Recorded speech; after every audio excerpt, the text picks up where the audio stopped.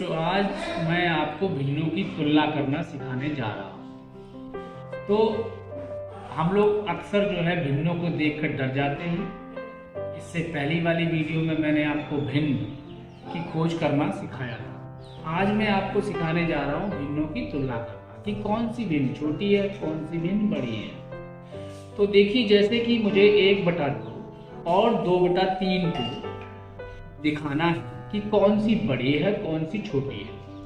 1/2 के लिए आप देख रहे हैं कि यहाँ पर मेरे पास 1 2 3 4 5 6 7 वृत्ताकार सीट्स पड़ी हुई हैं और ये 7 की 7 जो सीट हैं वो एकदम एक समान है और इनको बराबर बराबर भागों में बांटा गया।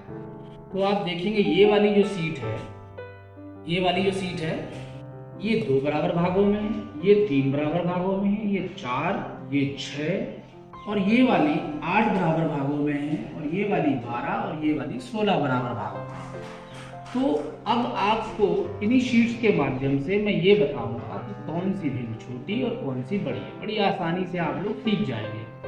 तो 1/2 और 2/3 इसमें कौन सी छोटी है, कौन सी बड़ी है, ये हम इन 2 शीट्स के माध्यम से लेंगे। क्योंकि 1/2 के लिए मैंने आपको समझाया था कि 1/2 जो 2 है वो हर है और 1 क्या है, वो अंश है। तो जो 2 नीचे है भाग में, इसका मतलब 2 बराबर भागों वाली शीट हम लेंगे।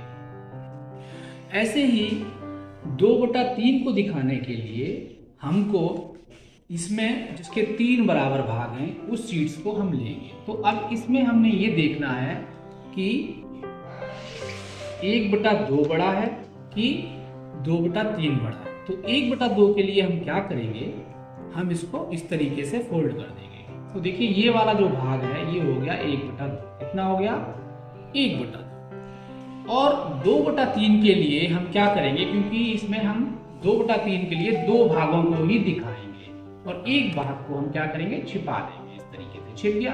तो ये हो गया 2/3, ये हो गया 1/2। अब हम दोनों को रख देंगे।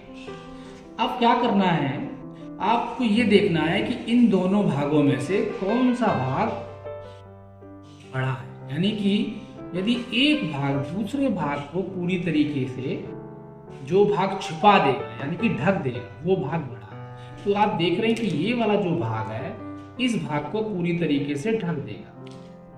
देखिए, ढक दिया।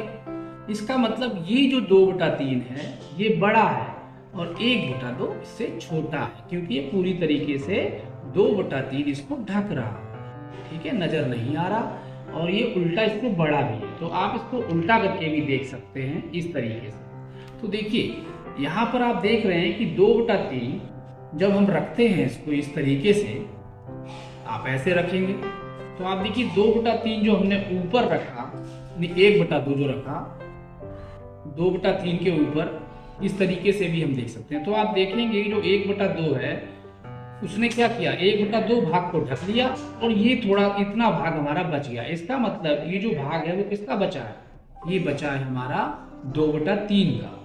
इसका मतलब कि 2/3 यहाँ बड़ी है। और आपको देखने से भी पता लग रहा होगा यहाँ पे कि 2/3 बड़ा है कि 1/2 बड़ा है। तो आप देखिए 1/2 देखने से ही छोटा लग रहा है। ये जो पोर्शन है और ये जो पोर्शन है ये अपने आप में बड़ा है। तो इसका मतलब 2/3 बड़ा। इसी तरह से हम 2/3 और 7/16 में देखेंगे कौन सी बड़ी है, कौन सी छोटी है। तो ये है 2/3, ठीक है। और अब हमें लेनी है 7/16। तो 7/16 के लिए हमें 16 वाली सीट लेनी पड़ेगी जो बराबर भागों में बटी है। तो ये वाली जो शीट है ये 16 बराबर भागों में बटी हुई है, ठीक है।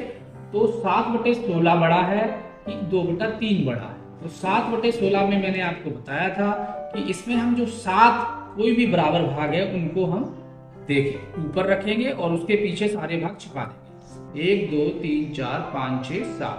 तो सबसे पहले तो इसको इस तरीके से हम फोल्ड कर लेते हैं। चलिए, ये फोल्ड हो गया। उसके बाद ये फोल्ड होने के बाद आपको दिख रहे होंगे कितने, आधे दिखेंगे। 1 2 3 4 5 6 7 8 दिख रहे हैं, लेकिन हमें कितना दिखाना है, 7/16। तो हमें क्या करना पड़ेगा, सिर्फ 7 ही नजर आने चाहिए। तो ये वाला जो भाग है इसको हम फोल्ड करेंगे। इस तरीके से पीछे की तरफ। ठीक, तो अब आप देखेंगे ये कितना नजर आ रहा है। तो ये हमने इसको फोल्ड कर दिया और अब आप देखिए 1 2 3 4 5 6 7, तो ये हो गया 7/16। कितना हो गया? 7/16। ठीक, कितना हो गया? 7/16।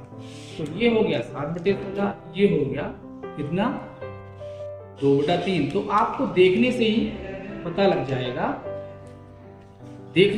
लग जाएगा, दोनों को कौन सा बड़ा है कौन सा छोटा है। तो आप देख रहे हैं 7/16 देखने में बड़ा लग रहा था, लेकिन यहाँ पे 2/3 छोटा लग रहा था, लेकिन फिर भी यहाँ 2/3 बड़ा है, क्योंकि यदि आप इसके ऊपर इसको रखेंगे तो ये पूरी तरीके से इसको ढक देगा और उसके बाद भी ये देखिएगा कितना बड़ा है। इस तरीके से आप इसको पलट के देखिएगा। अब देखिएगा आप इसके ऊपर रखिएगा तो आप देखिए 7/16, ये ऊपर वाला 7/16, नीचे 2/3 है। तो देखिए फिर भी कितना भाग बच गया। ठीक है, तो इसका मतलब यहाँ पर आप साफ देख सकते हैं कि 2/3 बड़ा है। इसी तरह से 7/8 और 8/12 को भी हम देखते हैं। अब ये दोनों शीट्स हम हटा देंगे।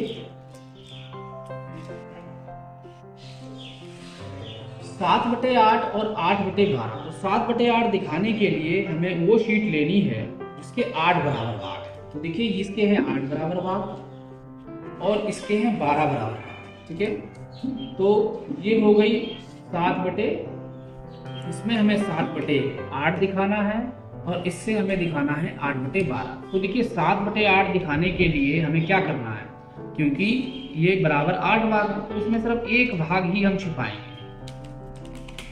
कोई भी एक भाग हमको छिपा देना इस तरीके से। देखिए छिपा दिया। अब ये कितना रह गया? 1 2 3 4 5 6 7, तो ये हो गया 7/8। ठीक, अब यहाँ पे मुझे दिखाना है 8/12, तो मैं इसमें सिर्फ 8 भाग रखूंगा और भाग छिपा दूंगा। 1 2 3 4 5 6 7 8 9 10, नहीं 8, 1 2 3 4 5 6 7 8, तो 8 और 4 भाग हम इसके छिपा देंगे इस तरीके से।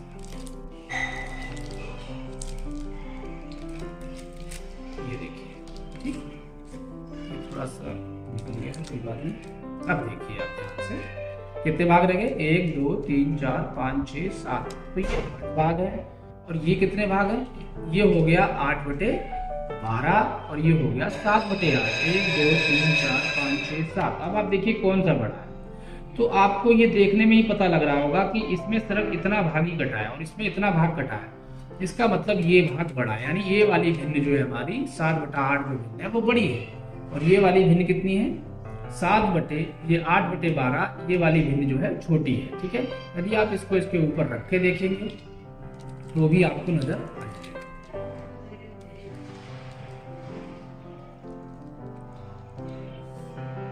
देखिए यहाँ पे इतना भाग बच गया, इसका मतलब ये 7/8 है, ये बड़ी है। ठीक है, इसी तरह से हम और भी एक भिन्न देखते हैं 1/2 और 7/12। तो 7/12 इसमें क्या है, इसको हम हटा देते हैं। 1/2, ये देखिए इसके 2 भाग है, तो 1/2 ये हो गया। ठीक, और 7/12, तो 7/12 इसके 12 भाग है, तो इसमें 7 भाग हमें दिखाने हैं। तो 1 2 3 4 5 6 7, तो ये 7 भाग हम दिखाएंगे और भाग इसके पीछे हम छिपा देंगे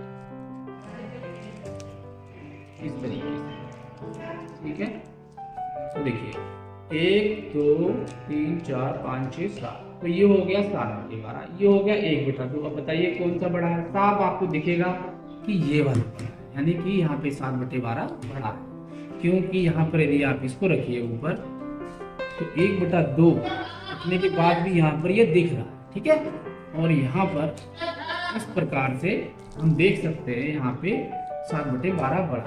इसी तरह से यदि हम 7/12 के साथ 15/, इसी तरह से हम और भी भिन्नों की तुलना कर सकते हैं। तो आपको मैंने एग्जाम्पल के तौर पे यहाँ पे दिखाए हैं। लेकिन हम चाहें तो इसके माध्यम से, इन शीट्स के माध्यम से बहुत सारी भिन्नों की तुलना कर सकते हैं। तो मुझे उम्मीद है कि आप लोगों ने बच्चों सीखा होगा कि किस प्रकार से हम भिन्नों की तुलना कर सकते हैं। धन्यवाद।